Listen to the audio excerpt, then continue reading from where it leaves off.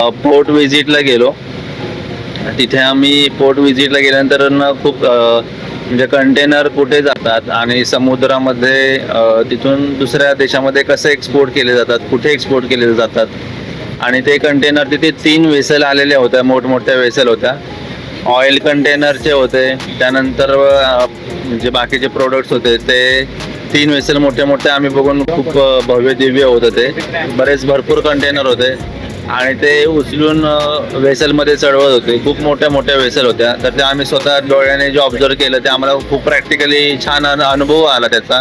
CFSचे इथं इम्पोर्ट आणि एक्सपोर्ट कसे वेगळे ठेवले जातात ते कळालं. त्यानंतर LCL आणि FCL लोड कसे होतात ते पण कळालं. जे की हा डाऊट होता की LCL आणि FCL लोड कसे व्हायचे.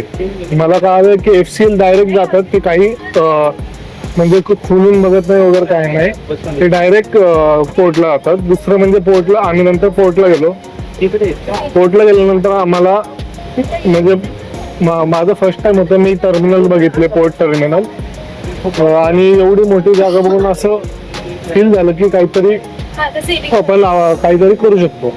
त्यानंतर आपण कोल्ड स्टोरेज आणि पॅकेजिंग बघितली. पॅकेजिंग मध्ये आणि कोल्ड स्टोरेज मध्ये हेच डाऊट होते की कोल्ड स्टोरेज कसं करतात आणि त्यानंतर पॅकेजिंग कशी करतात.